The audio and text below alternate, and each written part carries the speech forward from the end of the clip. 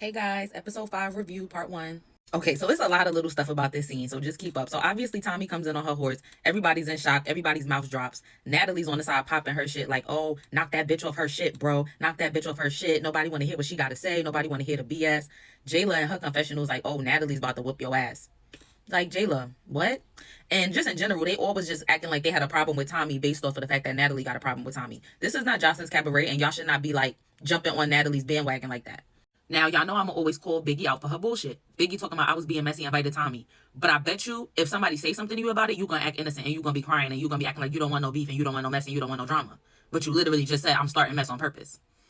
Now, Callie tried to say, what's up, Tommy? And Tommy was like, who is that? And she was like, it's Callie. And like, Tommy's face did not look like she gave a fuck. Like, do it look like she care about Callie? Or no Callie? Like... Jayla and Gretch getting into the back and forth again. Jayla yelling at her, what don't you get? You can't keep saying this word. And of course, Gretch apologizes and then says it again. And Gretch was the one who brought it up this time. Like, Tommy was coming in and Gretch was like, oh, fuck that. I'm on you, Jayla. Like, come on, let's finish what we was doing. So it's like, I'm really starting to think that she doing this on purpose, or Zeus is race baiting us and they telling her to say it. Like, they gotta be telling her, go to the girls and apologize and then say it again. Because there's no way you can't control your mouth and censor yourself as a grown-ass woman like that. And you got kids. Like, as a mother, I'm sure you censor yourself to some degree around your kids or something. Like, you don't know how to censor yourself at all as an adult. That's a problem. And shout out to Big Kiva, because y'all already know I was not feeling Nunu saying the defending Gretch saying the M-word. But as soon as she said it again, that was Big Kiva reaction. Big Kiva was not feeling that shit. And she was like, oh, this bitch is crazy. Like, here she go again. Yeah, bring Big Kiva in the house. Dia, you standing over there with sand all stuck on your face, looking a hot-ass mess, and you still popping shit in your confessionals. Shut up. Also, why did we give Mariah a confessional discussing Gretch saying the N-word when Mariah says the N-word herself and she's a white Puerto Rican as well? Now, I don't remember exactly when she said it, but I do feel like she said it before, and a lot of people have been in the comments since the Gretch thing happened saying that Mariah and Anna both say it, and they shouldn't be saying it. Definitely not Mariah. Tommy checked Gretch good and quick. Gretch trying to explain herself. She like, I'm Puerto Rican. Tommy said, and black. Like, girl, you being Puerto Rican does not mean you're black. And you've been consistently saying, no, I'm not black. I'm fully Puerto Rican. Like, girl, that's how we know that she's uneducated and half of y'all in the comments aren't educated. You're fully Puerto Rican by ethnicity. What is your race? Because the only race option is black, white, Asian. It's not Hispanic. It's not a race.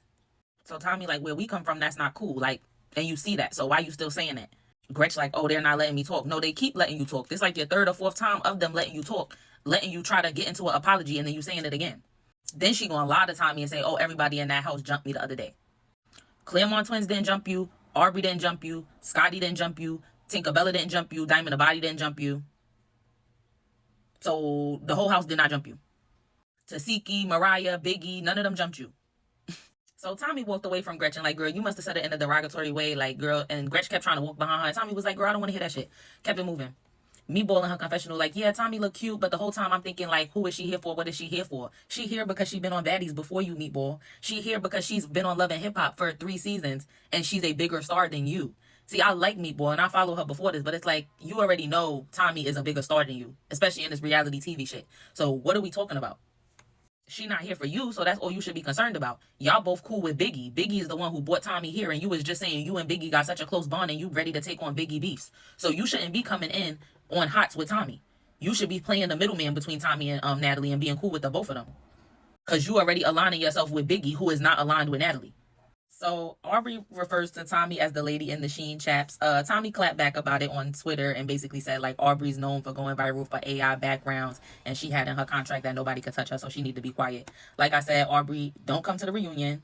And I mean, even if she do, it seemed like she still probably won't get touched because it's in the contract that they can't. So Tommy and Natalie go for round 1. As you can see, Tommy got on top of Natalie and was dragging her through the damn sand. Whole time, Natalie was like, oh yeah, meet me by the ocean so I could drown you because Tommy can't swim. And she was the one who ended up on the floor right next to the water. Like, Natalie tried to sneak Tommy and all that and just still got beat up. And again, Meatball, I hear you in the back yelling, Natalie beat her the fuck up. Not minding your business, inserting yourself in beefs with people for nothing. Mind you, Tommy just checked Gretch and would have been on your side about the whole N-word situation. And like I said, y'all both close to Biggie. So what are you doing? Like, so round 1 is over. Tommy's still sitting pretty. Mind you, Natalie looking like this. Now, I do think Tommy did have a little like nick at the top of her forehead. Like it looked like she had like a cut with some blood. But people were saying that it was probably from Natalie's vape pen because she always have it in her hand while she's fighting and she be literally hitting people with the pen.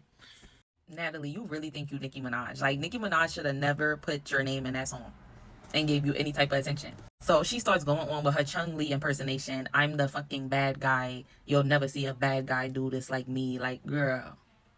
I'm the fucking bad guy. It's gonna be the last time you see a bad guy like me. It's the last time you're gonna see a bad guy like me, baby.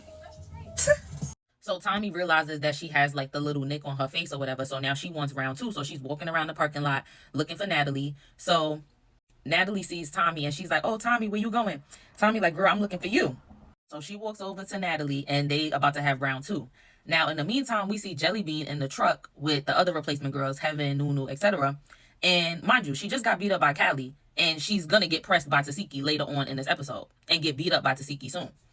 She talking about, I'm having a blast. This is really going up. And like laughing and shit at the other stuff going on. Like, girl, you the type of person who always like laughing at somebody else's drama. But then when it's your time, you never ready. You never ready for what you getting into. I don't think Jelly Bean is scary, but I don't think we gonna really see her win nothing. But she gonna always be in drama and always be thinking that the drama is the cool thing to be around. Like, you having a blast. Tommy slaps the security guard. And then Natalie's talking about, oh, can we hug it out? Tommy like, I'm gonna hug you later. So Natalie says, look at the bullet holes all in your shit. Talking about, like, I guess the, like, dimples in Tommy's butt and stuff from, like, her injections. That's what I think she was talking about. And then Tommy was like, oh, I got you the Ozempic hoe, or who got you the Ozempic hoe? So they start fighting again. So at first we couldn't really see what was going on because the way they had our view, we was looking at the car door because the car door was open and they was fighting behind the car door. Eventually we do get around to the other view and Natalie did look like she got this second round. As you can see over here, she had Tommy in like a headlock and she was uppercutting her. But the security was holding Tommy's hands and arms at some point in the fight. So I feel like they should have let them go for a third round with no intervening, until it's actually time to break it up so that they could just call this shit a day. And I'm not gonna lie, Natalie had me crying when she was uppercutting Tommy. She was like, I'm in your shit, bitch. I'm in your shit. So Scotty, Aubrey, everybody else hyping Natalie up, acting like she won the whole fight, when to me, it was really a tie because it was 1 round for 1 round. And the round that Natalie won, she had help. Then Aubrey was like, oh, she came in thinking she was God. And Natalie was like, oh, and I'm the devil. Like, this the type of shit I'm talking about. And I told y'all Natalie be playing with God. And y'all was like, I'm taking it too far. She be doing too much. And I'm not even super religious, but it just be like weird shit. Like, why are you saying that?